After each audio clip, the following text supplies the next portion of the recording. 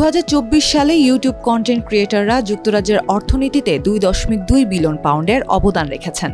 একই সঙ্গে অন্তত 45,000 কর্মসংস্থান হয়েছে এই অনলাইন ভিডিও শেয়ারিং প্ল্যাটফর্মের কল্যাণে। অক্সফোর্ড ইকোনমিক্সের এক প্রতিবেদনে এই তথ্য উঠে এসেছে। একে সার্বিক অর্থনীতির জন্য নীরব বিপ্লব হিসেবে আখ্যায়িত করেছেন দেশটির লিবারেল পার্টির সংসদ সদস্য ফেরিয়াল ক্লার্ক। তিনি বলেন, ইউটিউব কন্টেন্ট ক্রিয়েটররা সৃজনশীল কাজের মাধ্যমে অর্থনীতিতে দারুণ ভূমিকা রাখছেন, অথচ দীর্ঘ সময় ধরে তাদের অবমূল্যায়ন করা হয়েছে।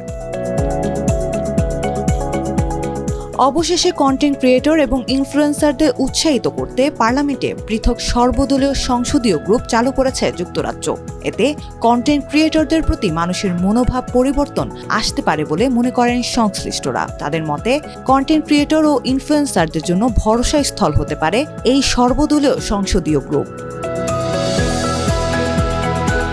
যুক্তরাজ্যের জনপ্রিয় কন্টেন্ট ক্রিয়েটর লিলি সাবরি বলেন, প্রশিক্ষণ ও অর্থায়ন, উপযুক্ত স্টুডিও এবং চলচ্চিত্র তৈরির অনুমতির মতো নানা প্রতিবন্ধকতা মোকাবেলা করতে হয় কন্টেন্ট ক্রিয়েটরদের। এই ধরনের সব প্রতিবন্ধকতা দূরীকরণে সহায়ক হবে সংশ্লিষ্ট সংসদীয় গ্রুপ।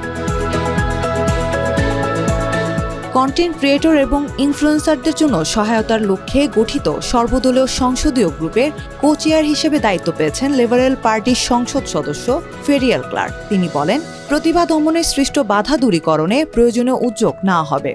যুক্তরাজ্যের সৃজনশীল কাজ ও উদ্ভাবনকে বিশ্ব দরবারে পৌঁছে দেওয়ার চেষ্টা থাকবে।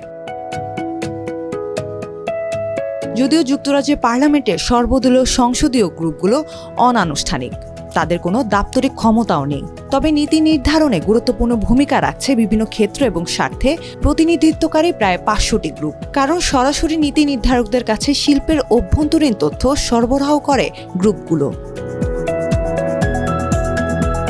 কন্টেন্ট ক্রিয়েটর এবং ইনফ্লুয়েন্সারদের প্রতি এর আগেও আন্তরিকতা দেখিয়েছে ব্রিটিশ সরকার। এই খাতে জড়িতদের সম্মানে প্রধানমন্ত্রীর কার্যালয়ে সংবর্ধনার আয়োজন করেছিলেন প্রধানমন্ত্রী কিয়ার স্টারমার।